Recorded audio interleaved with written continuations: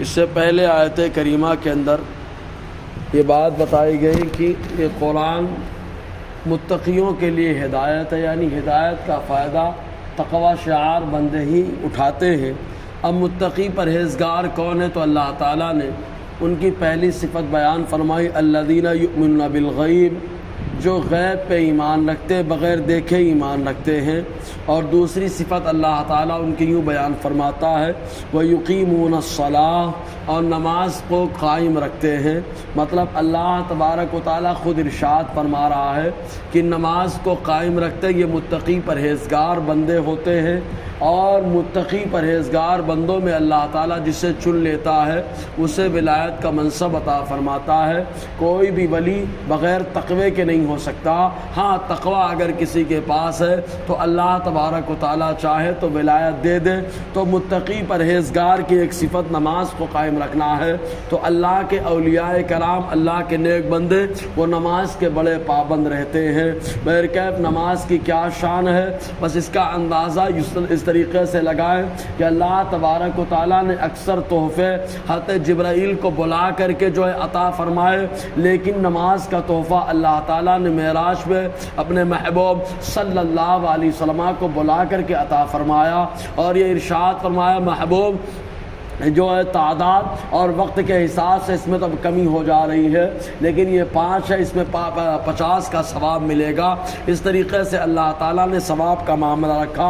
اور ایک حدیث پاک میں آیا، حضور صلی اللہ علیہ وسلم جنگل میں تشریف لے گئے، پتجھڑ کا زمانہ، پتے گرنے کا زمانہ، ایک درخت کو پکڑا، تمام پتے جھڑنے لگے، تو صحابہ کرام سے ارشاد فرمایا، کیا تم لوگ پتے جھڑتے دیکھ رہے ہو؟ صحابہ نے عرض کیا، ہاں یا رسول اللہ۔ حضور نے ارشاد فرمایا، یہی حال نماز کا ہے کہ جب بندہ نماز پڑھتا ہے تو اس کے گناہ بھی اسی انداز میں جھڑتے رہتے ہیں۔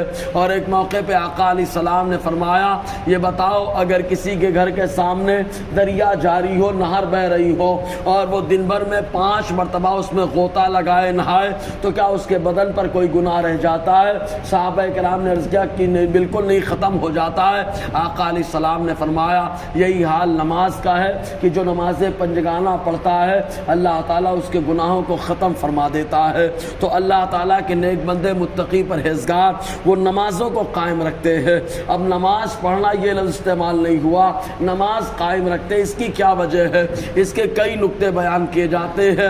پہلا نقطہ یہ کہ نماز کا قائم رکھنا، جیسے کہ آدمی کوئی بھی سسٹم ہو، سسٹم کو قائم رکھتا ہے، مینٹیننس کا خیال رکھتا ہے، ہر چیز کا خیال رکھتا ہے، تو ویسے ہی نماز قائم رکھتے ہیں۔ مطلب فرائض و واجبات کا تو خیال کرتے ہی ہیں، ساتھ میں سنن و مستحبات کا بھی خیال کرتے ہیں، اس انداز میں نماز کو قائم کرتے ہیں۔ تو قائم کرنے کا لفظ جو ہے فرائض و واجبات کی پابندی کے ساتھ ساتھ استحباب اور سنن کو کی پابندی کو بھی بتاتا ہے۔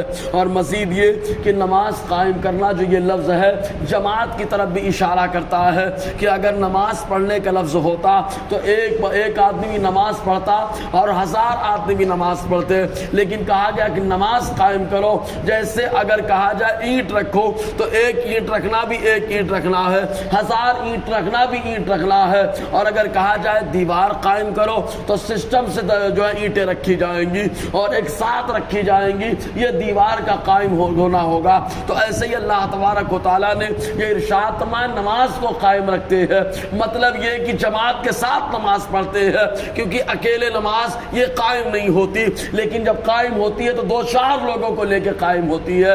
اس طریقے سے اللہ تبارک و تعالیٰ نے گویا کہ جماعت کی طرف بھی اشارہ دے دیا کہ متقی پرہیزگار یہ نماز کو قائم رکھتے ہیں۔ الصلاۃ، یہ لفظ صلاۃ یہ دعا کے معنی میں آتا ہے، اصل میں اس کا معنی تھا جلانا، کیونکہ جب بندہ اپنے دل کو اللہ کے لیے جلا لیتا ہے، اپنے آپ کو اللہ کے لیے جلا لیتا ہے، تو وہی بندہ وقت کی پابندی کرتا ہے اور اللہ تعالیٰ کی بارگاہ میں حاضر آتا ہے۔ پھر اس کا جو لفظ استعمال ہوا دعا کے معنی میں استعمال ہوا، پھر وہ دعا سے آگے بڑھ کر کے ارکان مخصوصہ کی طرف استعمال کیا گیا۔ اور ایسے ہی نماز قائم رکھتے ہیں تو چونکہ نماز کے اندر کئی باتیں ہوتی ہیں، قیام بھی ہے، رکوع بھی ہے، سجدہ بھی ہے، قومہ بھی ہے، جلسہ بھی ہے، تلاوت بھی ہے، لیکن ان تمام ارکان میں سب سے افضل رکن جو ہے نماز قیام ہے، قائم رہنا، کھڑے رہنا، یہ اللہ کی بارگاہ میں زیادہ پسند ہے۔ یہی وجہ کہ حضور صلی اللہ علیہ وسلم کا قیام اور کھڑا ہونا اتنا لمبا کہ پاؤں میں سوجن آ جائے تو اللہ تعالیٰ سورہ طٰہٰ کی آیات کا نزول فرمائے۔ ایسی سوجن آ جائے آقا علیہ السلام کے قدم پر تو معلوم یہ ہوا کہ قیام اللہ تعالیٰ کو پسند ہے۔ تو اللہ تعالیٰ فرماتا ہے جب حضور کو جو قیام پسند ہے، جو قیام اللہ کو پسند ہے، تو متقی پرہیزگار تمام ارکان تو کرتے ہی ہے لیکن اس پر زیادہ توجہ دیتے ہیں جو اللہ تعالیٰ کو پسند ہے۔ مطلب رکوع تو کرتے ہیں، سجدہ تو کرتے ہیں لیکن قیام لمبا کر دیتے ہیں، یہ مطلب ہوتا ہے۔ اللہ تعالیٰ فرماتا ہے وَيُقِيمُونَ الصَّلَاةَ، اور نماز کو قائم رکھتے ہیں۔ اور نماز تو ہر نبی کی یاد میں ہے۔ فجر کی نماز حضرت آدم کی یاد میں کہ پہلی بار دنیا میں آئے، اندھیرا سامنے آیا تو گھبراہٹ کا احساس ہوا، اور جیسے ہی اندھیرا چھٹا اجالا دکھا تو شکرانے کی نماز ادا کر لی حضرت آدم علیہ السلام نے۔ اور ظہر کی نماز حضرت ابراہیم و اسماعیل کے شکرانے کی یاد کو دلاتا ہے کہ ان لوگوں نے جو ہے باپ بیٹے نے قربانی پیش کی، اللہ تعالیٰ نے قبول فرما لیا تو اس کے شکرانے میں جو ہے ظہر کی نماز ادا کی۔ مچھلی کے پیٹ سے حضرت یونس باہر آئے، اللہ کا شکر ادا کیا، عصر کی نماز پڑھ لی، اور مغرب کی نماز موسیٰ علیہ السلام نے پڑھی کہ دریائے قلزم سے اللہ تبارک و تعالیٰ نے ان کی قوم کو نجات عطا فرما دیا، فرعونیوں کو غرقاب کر دیا۔ اور عشاء کی نماز خود آقا علیہ السلام نے ادا فرمائی، اور کچھ لوگوں نے کہا عیسیٰ علیہ السلام نے پڑھی، اور ہمارے نبی نے پانچوں نمازوں کو جمع کر کے اکٹھا کر کے اپنی امت کو دے دیا۔ تو اس طریقے سے ہر نماز کسی نہ کسی نبی کی یاد میں ہے، اور اللہ کے نیک بندے نبیوں کے طریقے کو جو ہے برابر اس کی بجاوری کرتے ہیں، اس لیے نماز کو قائم رکھتے ہیں انشاءاللہ۔ اور آگے گفتگو رہے گی۔ اللہ تعالی ہم سب کو فیضان قرآن، برکات قرآن سے مالا مال فرمائے۔